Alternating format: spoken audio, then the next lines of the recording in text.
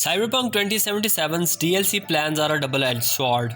In the wake of Cyberpunk 2077's troublesome release, announcing post-launch DLC for early 2021 puts the game between a rock and hard place. Assalamualaikum and what's up everybody, welcome in the gaming desk. Check out the description at the end of this video to watch more and subscribe for more gaming information. Follow me on Instagram and Twitter, links to my accounts are at the end of the description below.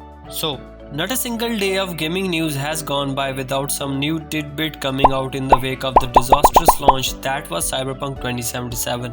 Normally describing a video game release as disastrous would be sensationalism, but it really has rung true for CD Projekt Red's latest RPG. All versions of game shipped with various bugs and glitches, ranging from humorous annoyance to game-breaking issues. The game was even delisted entirely from PlayStation Store, and yet in spite of all this, CD Projekt Red's first DLC plan for the game are still planned to release in early 2021. Unfortunately for fans hoping for a fix anytime soon, the Cyberpunk 2077 train intends to keep rolling alongside regardless of the state of the game. Fixes like the big January and February patches you have seen, but CD Projekt Red still plans to release its consistent free DLC updates for Cyberpunk 2077 early next year. Obviously, in any other conceivable context, free DLC would be a welcome addition, especially from CD Projekt Red. Hypothetically speaking, Cyberpunk 2077 could potentially be in a much more stable release state in February 2021. But if it's not, complaints and backlash over a still broken game will almost certainly arise.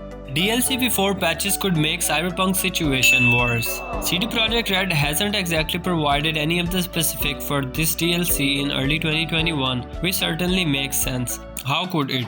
Sure, DLC in game development is typically handled by a separately comprised team, but it's not like most players know that. Understandably so, there will be a plenty of reactions to this news by fans asking CDPR to fix the game first before any Cyberpunk 2077 post-launch content is released. DLC is pretty much always pre-planned, so there is a very possible scenario where Cyberpunk 2077 still has significant performance issues when its first post-launch content releases. Fans won't be happy in that scenario. Without drastic improvement of the game's technical issues and bugs, there's just not going to be very many players coming back in 2021 for DLC.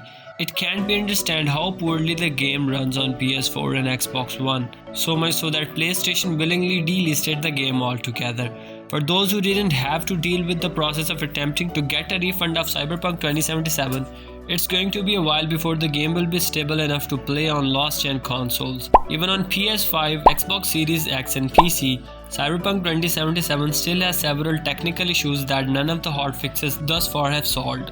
Well, if you haven't seen those bugs and glitches, check out my Cyberpunk playlist to make use of it as soon as possible. Link in the pinned comment. Alternatively, delaying DLC would be a cruel joke for Cyberpunk 2077.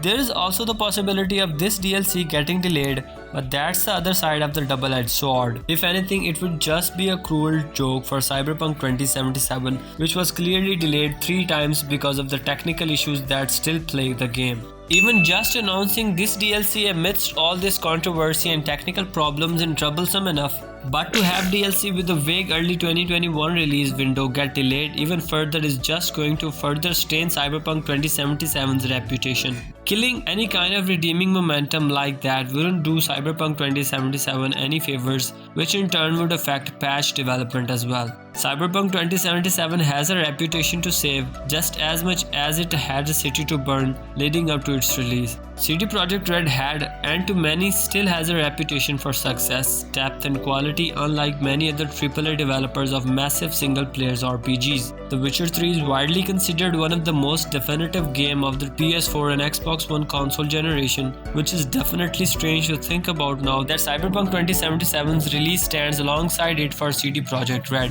DLC is the proper and perhaps the only way to try and save what damage has been done by the base game, aside from fixing the performance issues with patches and hotfixes. Games and developers have certainly made comebacks in the past, so it's not out of the question for CD Projekt Red to make a complete 180 with Cyberpunk 2077. Most will point to No Man's Sky or Anthem as prime examples here, but Cyberpunk 2077 more accurately finds itself in a similar situation that Destiny 2 has been in before.